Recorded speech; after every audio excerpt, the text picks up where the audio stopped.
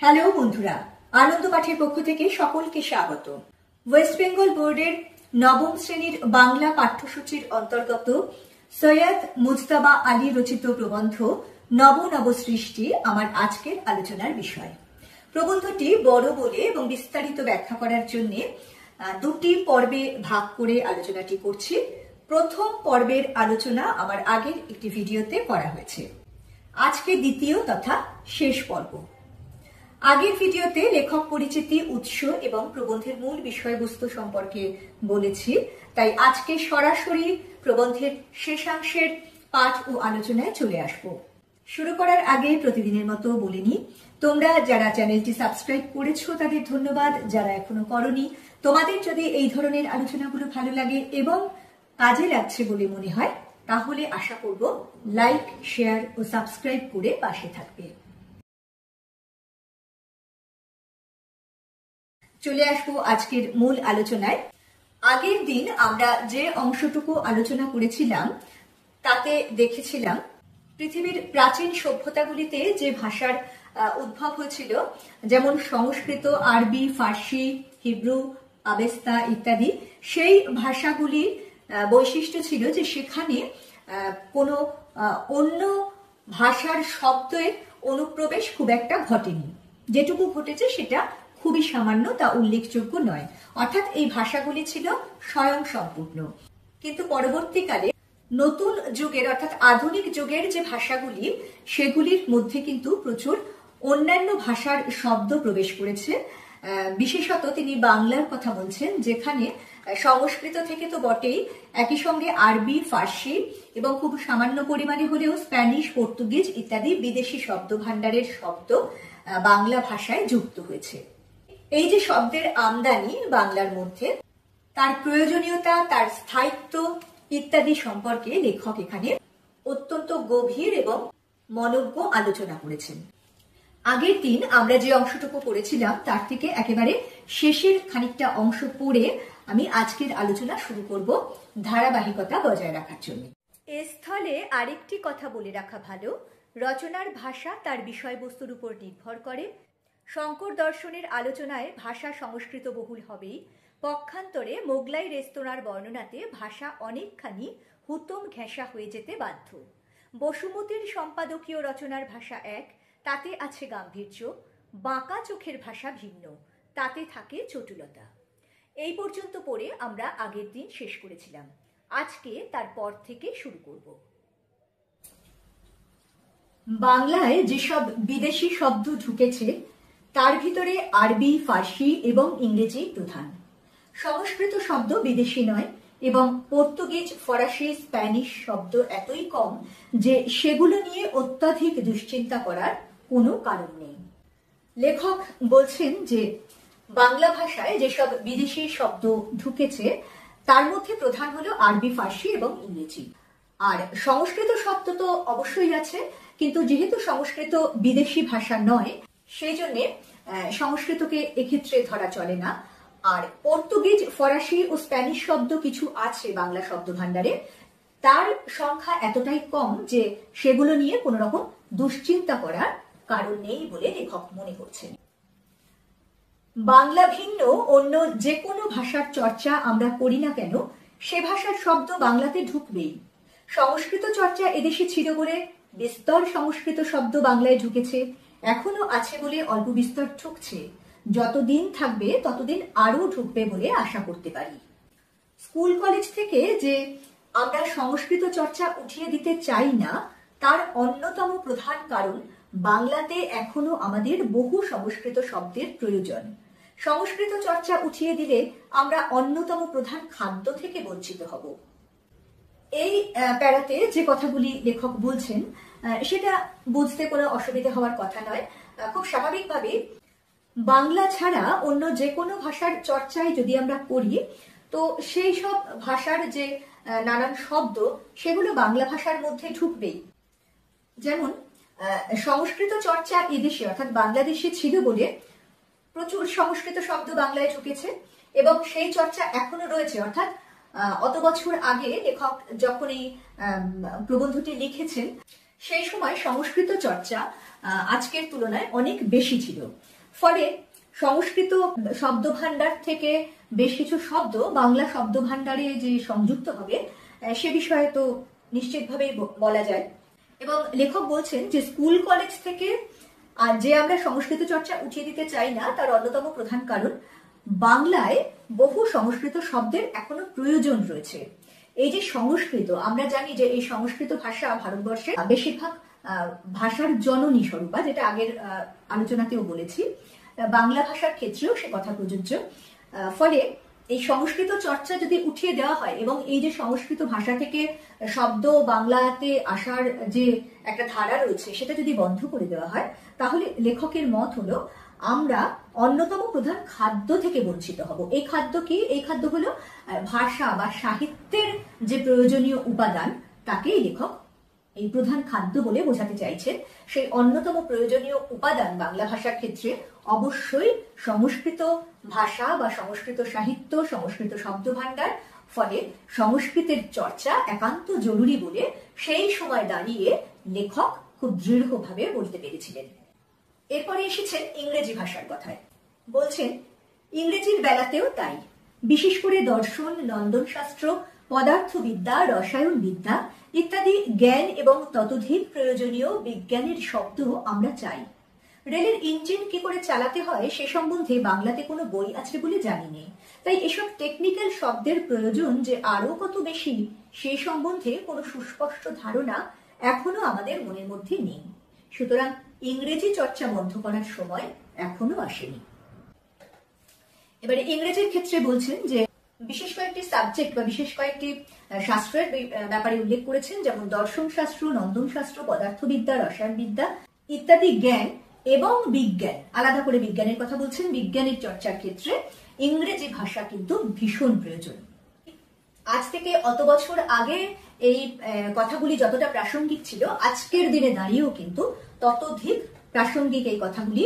কারণ আমরা বর্তমান যুগেও দেখতে পাই একটু উচ্চশিক্ষার ক্ষেত্রে গেলেই, অর্থাৎ হায়ার স্টাডি করতে গেলেই কিন্তু এই যে বিষয়গুলির কথা উনি বলেছেন, বিজ্ঞানের বিষয় এবং দর্শন ও নন্দন শাস্ত্র, সেই বিষয়গুলির পড়াশোনার ক্ষেত্রে কিন্তু বাংলাতে উচ্চশিক্ষার বই খুব কম। এখনো ইংরেজি ভাষায় লেখা বইগুলির উপরেই আমাদের নির্ভর করতে হয়। আর আজকের দিনে দাঁড়িয়ে আমরা জানি যে এই ইংরেজি ভাষা শুধু আমাদের দেশে নয়, একটা আন্তর্জাতিক ভাষা হিসেবে স্বীকৃত। এবং এই যে আজকের দিনে এই কম্পিউটার, এই যে ডিজিটালের যুগ, এই ডিজিটালাইজেশনটা কিন্তু অনেকখানি নির্ভরশীল এই ইংরেজি ভাষার উপরে। ফলে ইংরেজিকে বাদ দেওয়া বা ইংরেজির চর্চা বন্ধ করা সময় এখনো আসেনি এই কথা যেমন লেখক সেই সময় দাঁড়িয়ে বলছেন, আজকের দিনে দাঁড়িয়েও আমরা কিন্তু সেই একই কথা নির্দ্বিধায় বলতে পারি। একমাত্র আরবি ফার্সি শব্দের বেলা অনায়াসে বলা যেতে পারে যে এই দুই ভাষা থেকে ব্যাপকভাবে আর নূতন শব্দ বাংলাতে ঢুকবে না। পশ্চিম বাংলাতে আরবি ফার্সি চর্চা যাবো করছে। পূর্ব বাংলায়ও এসব ভাষার প্রতি তরুণ সম্প্রদায়ের কৌতূহল অতিশয় ক্ষীণ বলে তার আয়ু দীর্ঘ হবে বলে মনে হয় না। এবং শেষ কথা, আরব ইরানে অদূর ভবিষ্যতে যে হঠাৎ কোনো অভূতপূর্ব জ্ঞান বিজ্ঞানের চর্চা আরম্ভ হয়ে বাংলাকে প্রভাবিত করবে তার সম্ভাবনাও নেই। এবারে এসেছেন তিনি আরবি ফার্সি চর্চার বিষয়। তিনি খুব নিশ্চিতভাবে এবং খুব সহজে বলছেন যে এই দুটি ভাষা থেকে আর নতুন শব্দ খুব ব্যাপক হারে বাংলা ভাষায় ঢুকবে না। কারণ পশ্চিম বাংলা থেকে আরবি ফার্সির চর্চা প্রায় চলে যাওয়ার মুখে এবং পূর্ব বাংলাতেও এইসব ভাষার প্রতি তরুণ বা নবীন যে সম্প্রদায় তাদের আগ্রহ ক্ষীণ, অর্থাৎ তাদেরও আগ্রহ আর নেই। ফলে তার আয়ু দীর্ঘ হবে বলে মনে হয় না। অর্থাৎ এই যে আরবি ফার্সির চর্চা তার সময় যে শেষ হয়ে এসেছে, সেই সময়তেই লেখক তা বুঝতে পেরেছিলেন। শেষে বলছেন যে আরব ইরানে অদূর ভবিষ্যতে যে হঠাৎ কোনো অভূতপূর্ব জ্ঞান বিজ্ঞানের চর্চা আরম্ভ হয়ে বাংলাকে প্রভাবিত করবে তার সম্ভাবনা নেই বা খুবই কম। দেখো, এই জায়গাটা ভালো করে একটু বুঝতে হবে। লেখক একেবারে নিশ্চিতভাবে বলছেন যে অদূর ভবিষ্যতে আরব ইরানে কোনো অভূতপূর্ব জ্ঞান বিজ্ঞানের চর্চা হওয়ার সম্ভাবনা নেই। তার সঙ্গে এদেশে আরবি ফার্সি ভাষা চর্চা হওয়ার কথা কেন উঠছে? তার কারণ হলো আরবি ভাষা আরব দেশের এবং ফার্সি ইরানের নিজস্ব ভাষা, এবং এই দুটি দেশ যদি জ্ঞান বিজ্ঞানে প্রভূত উন্নতি করতো ভবিষ্যতে, বা করার সম্ভাবনা থাকতো বলা উচিত, সেক্ষেত্রে কি হতো, তার প্রভাব পৃথিবীর অন্যান্য দেশে এসে পড়তো এবং স্বাভাবিকভাবে সেই দুটি দেশের ভাষার গুরুত্ব বাড়তো এবং সেই ভাষার চর্চাও অন্যান্য দেশে বা আন্তর্জাতিকভাবে ছড়িয়ে পড়তো। কিন্তু যেহেতু সেই সম্ভাবনা নেই মনে করছেন লেখক, তাই তাদের দেশের যে ভাষা আরবি এবং ফার্সি, তার চর্চা ব্যাপক হারে আর হওয়া সম্ভব নয় বলে তিনি নিশ্চিত ভবিষ্যৎবাণী করছেন। এটাই প্রমাণ করে যে সৈয়দ মুজতবা আলী কতটা গভীর ভাবে এইসব বিষয়গুলি নিয়ে চর্চা করেছেন এবং তিনি কতখানি দূরদর্শী ছিলেন তারও প্রমাণ আমরা পাই এই অংশটুকুর মধ্যে। তারপর বলছেন, কিন্তু যেসব আরবি ফার্সি শব্দ বাংলাতে ঢুকে গিয়েছে তার অনেকগুলো যে আমাদের ভাষাতে আরো বহুকাল ধরে চালু থাকবে সে বিষয়ে কোনো সন্দেহ নেই, এবং দ্বিতীয়ত কোনো কোনো লেখক নূতন বিদেশি শব্দের সন্ধান বর্জন করে পুরনো বাংলার চণ্ডী থেকে আরম্ভ করে হুতম পর্যন্ত অচলিত আরবি ফার্সি শব্দ তুলে নিয়ে সেগুলো কাজে লাগাবার চেষ্টা করছেন। কিছুদিন পূর্বেও এই এক্সপেরিমেন্ট করা অতিশয় কঠিন ছিল, কিন্তু অধুনা বিশ্ববিদ্যালয়ের কল্যাণে অনেক ছাত্রছাত্রীকে বাধ্য হয়ে পুরনো বাংলা পড়তে হয়। তারা এইসব শব্দের অনেকগুলো অনায়াসে বুঝতে পারবে বলে অচলিত অনেক আরবি ফার্সি শব্দ নূতন মেয়াদ পাবে। এই পরিস্থিতির সামনে জীবন্ত এসব শব্দের একটা নূতন খতেন নিলে ভালো হয়। এই প্যারাটা একটু কঠিন, একটু মন দিয়ে শুনে ভালো করে বুঝে নাও।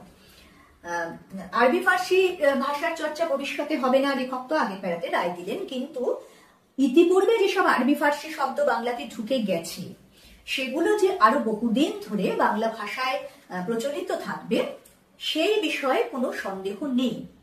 এবং বলছেন যে কোনো কোনো লেখক নূতন বিদেশি শব্দের সন্ধান বর্জন করে পুরনো বাংলার চণ্ডী থেকে আরম্ভ করে হুতম পর্যন্ত, চণ্ডী অর্থাৎ চণ্ডী মঙ্গল কাব্যের কথা বলা হয়েছে, সেখান থেকে হুতম পর্যন্ত কালীপ্রসন্ন সিংহের হুতম প্যাঁচার নকশা, যে বইটির কথা এই রচনাটির প্রথম অংশের আলোচনাতেও এসেছে, সেখান থেকে আরবি ফার্সি শব্দ তুলে নিয়ে এসে নতুন যে লেখকরা তারা তাদের রচনায় কাজে লাগাচ্ছেন। এবং স্বাভাবিকভাবেই এটা একটা নতুন জিনিস, একটা এক্সপেরিমেন্টাল ব্যাপার হচ্ছে, কিন্তু সেই এক্সপেরিমেন্ট করাটা পূর্বে অনেক কঠিন ছিল, কিন্তু অধুনা অর্থাৎ বর্তমানে সেটা অনেকটা সহজ হয়েছে। তার কারণ বিশ্ববিদ্যালয়ের কল্যাণে অনেক ছাত্রছাত্রীকে বাধ্য হয়ে পুরনো বাংলা পড়তে হয়। শিক্ষার প্রসার ঘটেছে, অনেক ইউনিভার্সিটি গড়ে উঠেছে, সেখানে অনেক ছেলে মেয়েরা ভর্তি হচ্ছে, তারা পড়ছে, তাদের এই যে পুরনো বাংলা বইগুলো পড়তে হচ্ছে, ফলে তারা ওই সব পুরনো বইগুলিতে যে আরবি ফার্সি শব্দ ব্যবহৃত হয়েছিল সেগুলো তারা জানতে পারছে। তাই এইসব এক্সপেরিমেন্টাল যে লেখাগুলো হচ্ছে সেখান থেকে যে শব্দগুলো নেওয়া হয়েছে সেটার মানেও তারা বুঝতে পারবে। সেই কারণে এইসব আরবি ফার্সি শব্দগুলি নূতন মেয়াদ পাবে, অর্থাৎ নতুন করে যেহেতু সেগুলিকে চর্চা করার একটা প্রবণতা দেখা দিয়েছে, তাই তার আয়ু বেড়ে যাবে। এই পরিস্থিতির সামনে জীবন্ত এসব শব্দের একটা নূতন খতেন নিলে ভালো হয়। খতেন শব্দটার অর্থ হলো খতিয়ান, মৌখিক চলিত ভাষায় খতেন কথাটি এসেছে। বলছেন যে এই যে নতুন একটা পরিস্থিতি এলো, নতুন করে আরবি ফার্সিকে তুলে আনার চেষ্টা হলো এবং পুরনো বাংলা পড়তে বাধ্য হলো ছাত্রছাত্রীরা, ফলে এই পরিস্থিতির সামনে জীবন্ত এসব শব্দ, কেন জীবন্ত বলা হচ্ছে, কারণ তা এখনো চালু রয়েছে, যা স্তব্ধ হয়ে যায় তা মৃত, কিন্তু যা এখনো চলছে, যা গতিশীল সেটাই জীবন্ত।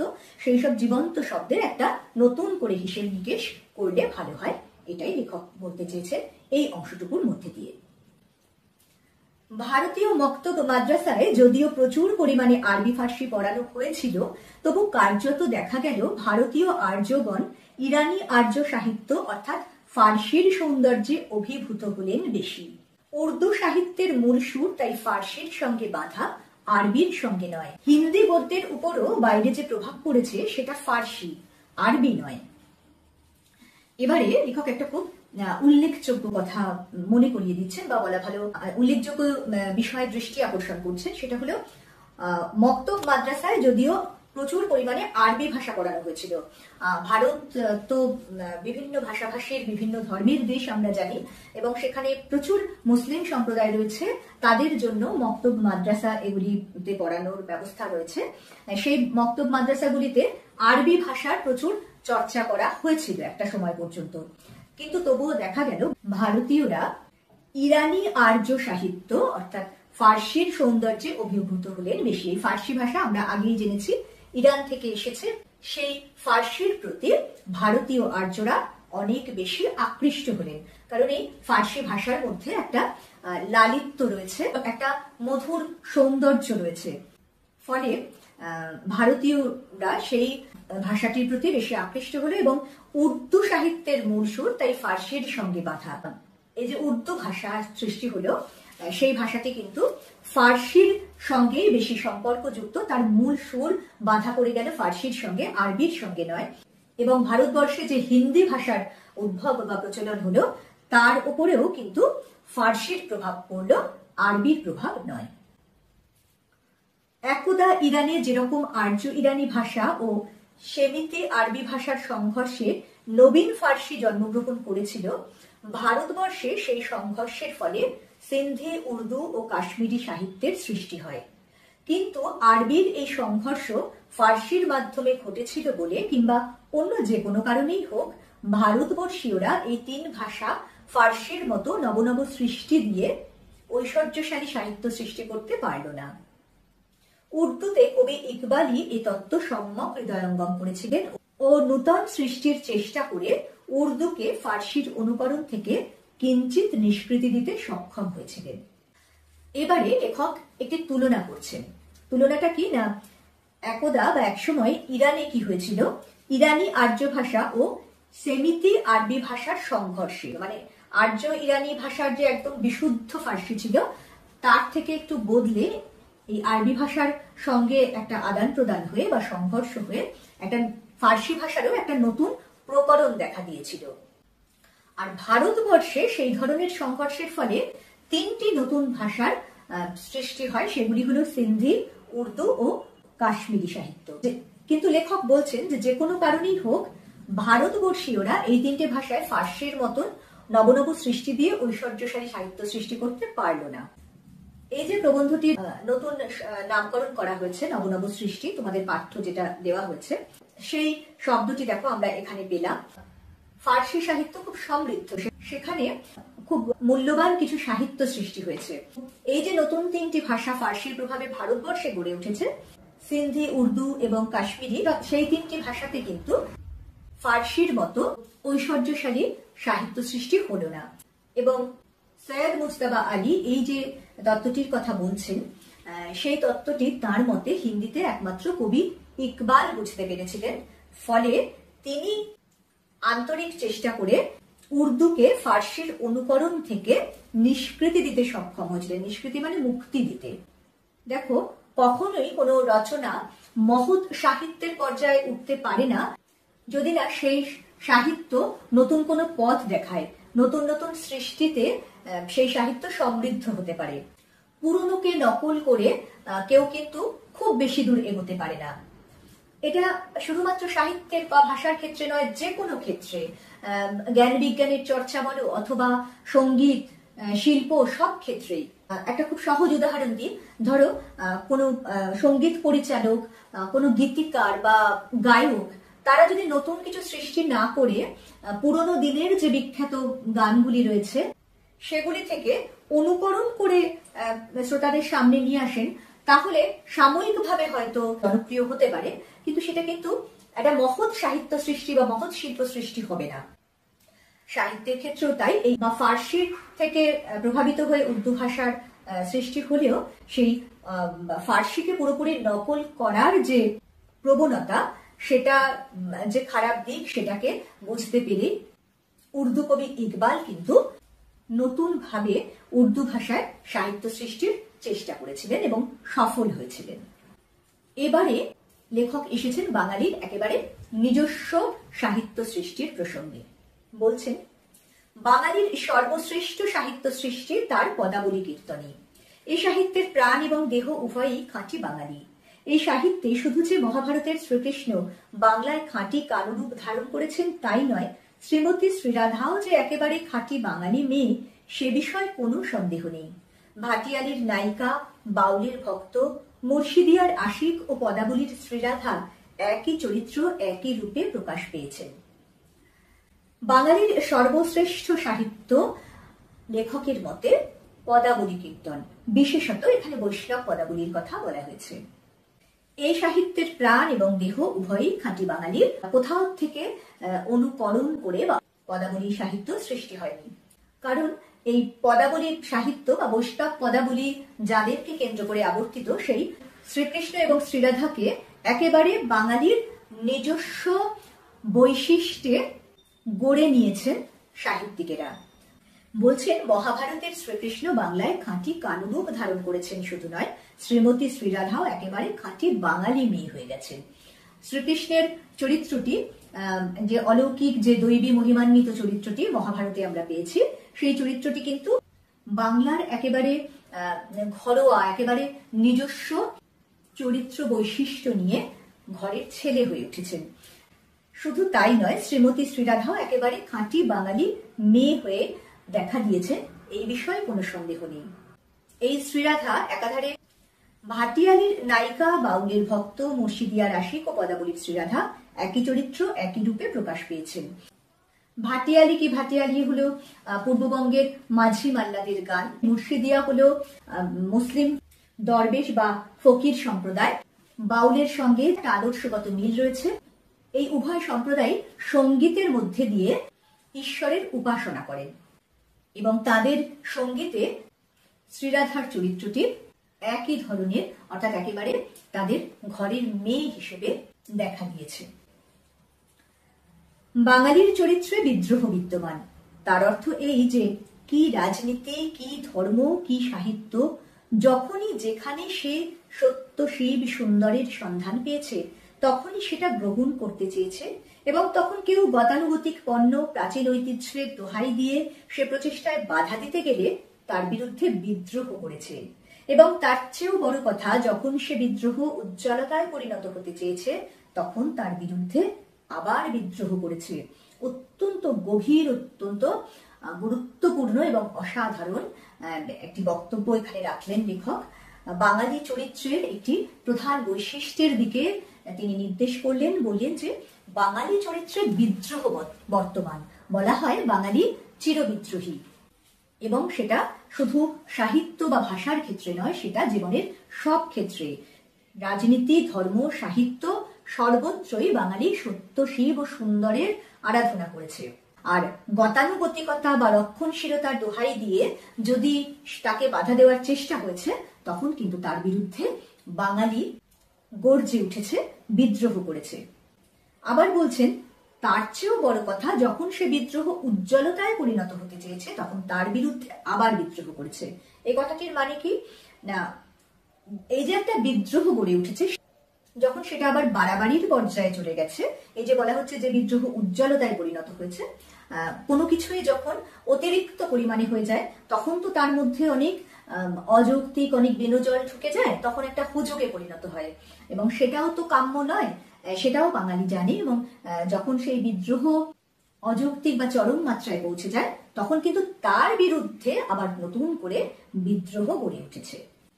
আর একেবারে শেষে বলছে এ বিদ্রোহ বাঙালি হিন্দুর ভিতরেই সীমাবদ্ধ নয়, বাঙালি মুসলমানও এ কর্মে পরম তৎপর। ধর্ম বদলালে জাতির চরিত্র বদলায় না। বলছেন উনি তো সমগ্র বাঙালির চারিত্রিক বৈশিষ্ট্য নিয়ে বলছেন। আর বাঙালি মানে কিন্তু শুধু হিন্দু বাঙালি নয়, মুসলিম ধর্ম সম্প্রদায় যে বাঙালিরা রয়েছে তারাও কিন্তু এক্ষেত্রে সমান প্রাসঙ্গিক। এক জায়গার মানুষের চারিত্রিক গঠন, চারিত্রিক বৈশিষ্ট্য এক এক রকম হয়, অর্থাৎ সেই স্থানকাল পরিস্থিতির একটা প্রভাব মানুষের চরিত্রের উপর ভীষণভাবে পড়ে, জাতির যে কোনো জাতির চরিত্রের উপরে। তো সেই স্থানকাল পরিস্থিতির দিক থেকে তো হিন্দু মুসলিম বাঙালি এক, ফলে তাদের যে চারিত্রিক বৈশিষ্ট্য সেটাও অনেকখানি এক। ধর্ম বদল হলেই জাতির চরিত্র বদলে যায় না। এই গুরুত্বপূর্ণ মতবাদটির দৃঢ় প্রকাশের মধ্যে দিয়ে লেখক তার এই প্রবন্ধটি শেষ করেছেন। বন্ধুরা, দুটি পর্বের মধ্যে দিয়ে এই অত্যন্ত গুরুত্বপূর্ণ এবং অপেক্ষাকৃত কঠিন রচনাটির বিস্তারিত ব্যাখ্যা দেওয়ার চেষ্টা করলাম। আশা করব এই দুটি পর্ব তোমরা যদি মন দিয়ে শোনো তাহলে এই প্রবন্ধটি বুঝতে তোমাদের আর কোনো সমস্যা থাকবে না। পরবর্তীকালে এখান থেকে প্রশ্নোত্তর নিয়ে আসবো। খুব তাড়াতাড়ি পরের ভিডিও নিয়ে ফিরে আসছি। সঙ্গে সঙ্গে নোটিফিকেশন পেতে চাইলে সাবস্ক্রাইব করে বেল বাটনটি অন করতে ভুলো না। আজকের মতো টাটা, সবাই খুব ভালো থেকো।